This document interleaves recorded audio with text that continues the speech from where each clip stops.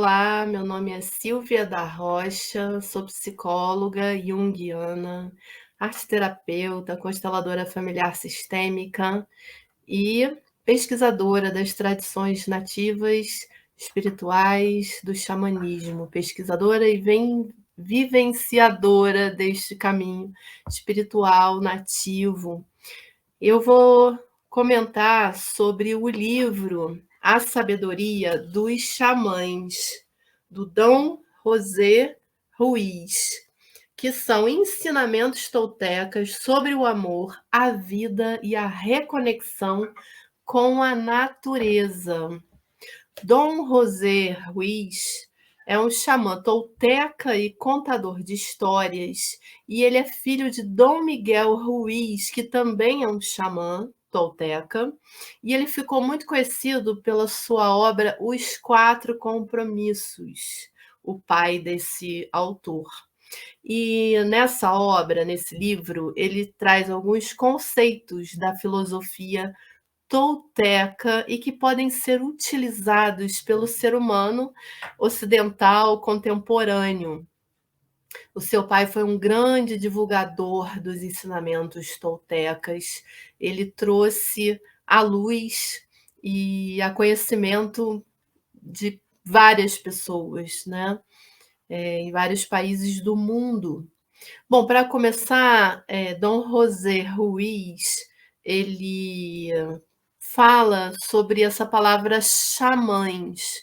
Essa palavra xamã é uma palavra de origem da Sibéria, dos povos nativos da Sibéria, que depois foi generalizado para todos os povos, inclusive para os ensinamentos do povo tolteca, para a cultura tolteca, o xamã é chamado de nagual.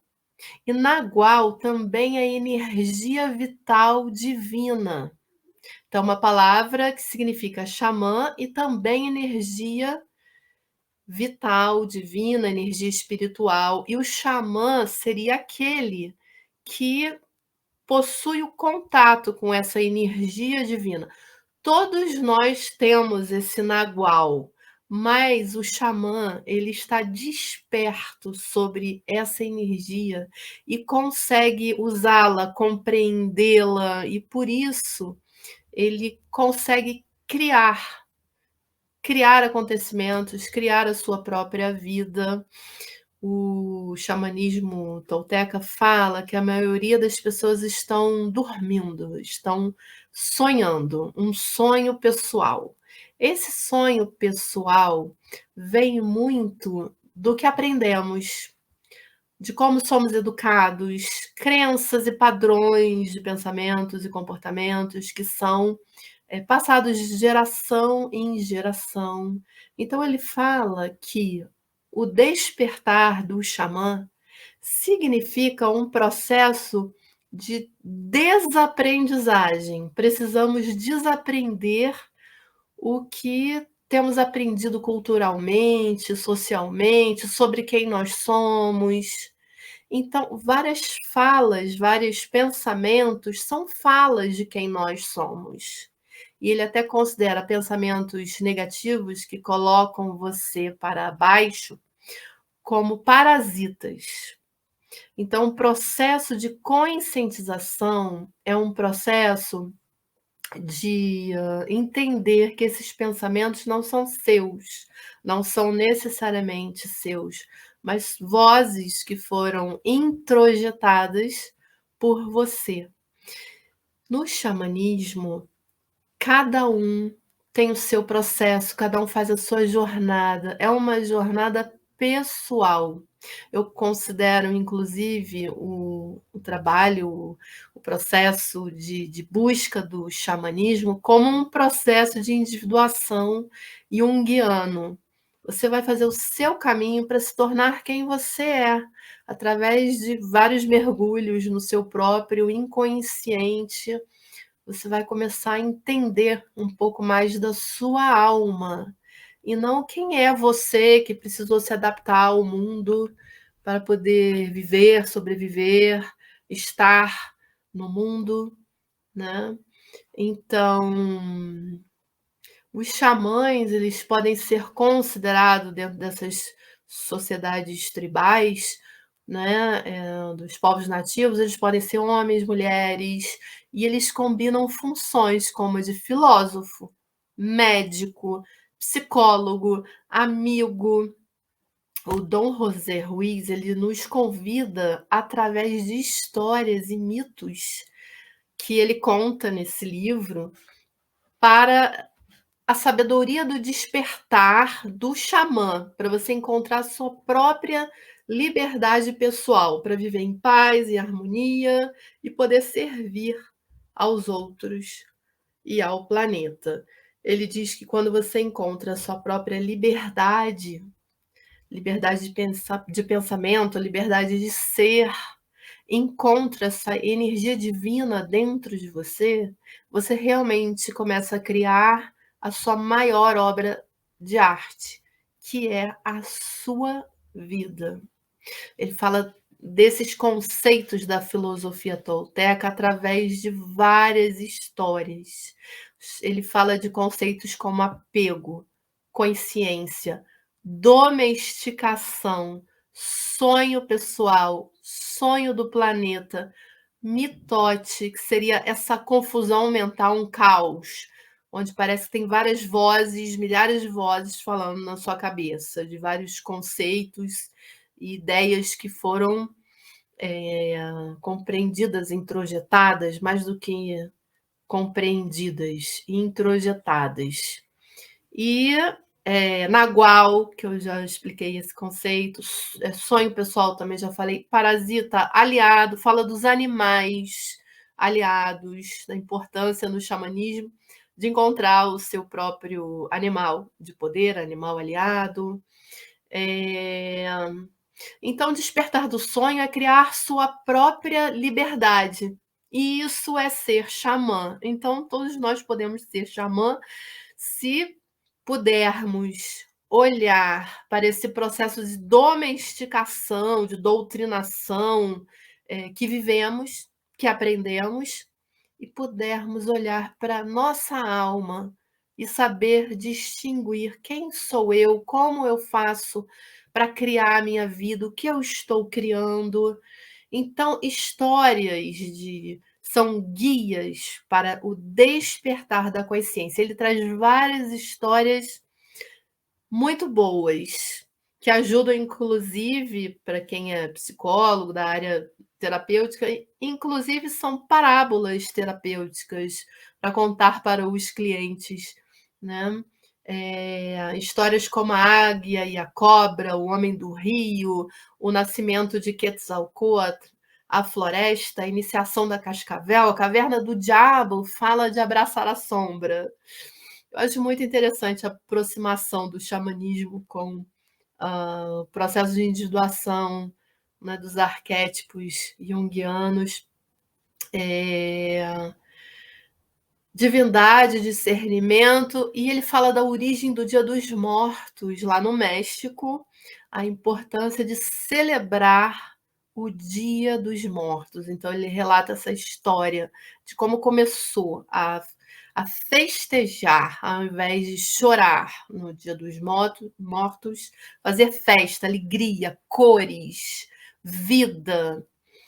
Ele fala muito sobre o vício em sofrimento, liberdade de ser, como se nós estivéssemos muito acostumados a sofrer. Sofrer, ok, mas ser livre, ser feliz, estar na sua plenitude das suas realizações, isso daí, como assim? A gente já vai logo buscar alguma coisa para sofrer. Se estiver muito feliz, já faz um auto-boicote para cair numa tristeza, num sentimento que não é de felicidade, porque é difícil sustentar esse lugar. Então, é um vício. Então, ele fala dessa desconstrução do pensamento, de ideias que foram crenças, muitas vezes dogmas. Ele faz também um paralelo com a filosofia espiritual oriental, e ele cita até o Krishnamurti, que foi indicado como um líder da Ordem da Estrela dentro da sociedade teosófica. E a primeira coisa que o Krishnamurti fez quando ele entrou nessa sociedade, nessa ordem, foi dissolver a ordem, porque é exatamente contra essa filosofia da busca, né, de ser quem você é, a sua liberdade pessoal, você seguir dogmas, você seguir um mestre. Então, um xamã, ele pode ajudar você a encontrar a sua verdade, mas ele não vai dizer para você o que fazer, ele não vai dizer para você como. Ele pode facilitar através de histórias. Aqui no Brasil, nós temos os pajés, que seriam os nossos xamãs, né? Os pajés brasileiros, eles têm pajés de ervas, têm pajés contadores de histórias, eles utilizam as histórias como uma medicina de cura, porque às vezes tudo que a gente precisa é de uma boa história para ajudar a fazer uma passagem na nossa vida, para ajudar a algum tipo de entendimento. Então, o Dom José Ruiz, ele vai se utilizar dessa medicina das histórias para ser como guias mesmo nesse processo do despertar de quem é você, para você ter a sua liberdade pessoal. O xamanismo, ele encoraja também você seguir o seu coração, até um pensamento que é vinda do sentir. Se tem se tem coração, então é esse o caminho, né, e que as respostas já estão dentro de você.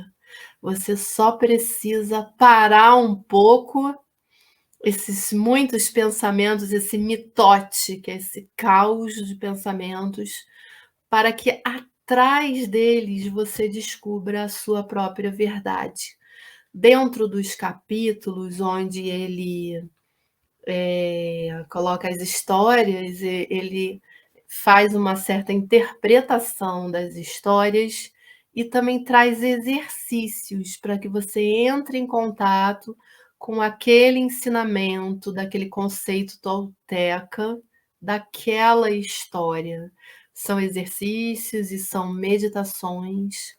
Então, é um livro que traz a sabedoria dos xamãs, segundo ele, e traz também vivências para que a gente possa aplicá-las no nosso dia a dia. Eu recomendo também, além desse livro, A Sabedoria dos Xamãs, Os Quatro Compromissos, que é o livro do pai dele, Dom Miguel Ruiz. Ainda tem o Quinto Compromisso, que é um outro livro, e o outro filho dele, do Dom Miguel Ruiz, Dom Miguel Ruiz Júnior, se não me engano, é um outro livro sobre o desapego. Então eu vou ler uma história desse livro que me tocou, e é um tipo de história que faz com que amplie a nossa consciência. Está no capítulo 2 do livro A Sabedoria dos Xamãs. O homem do rio, fluindo com os ciclos da vida. Há muito tempo, no início do Segundo Império Maia, vivia um jovem que, como o mundo queria, se apaixonou por uma bela mulher. Infelizmente, essa foi uma época na história maia em que muitas pessoas mantinham superstições em seus corações.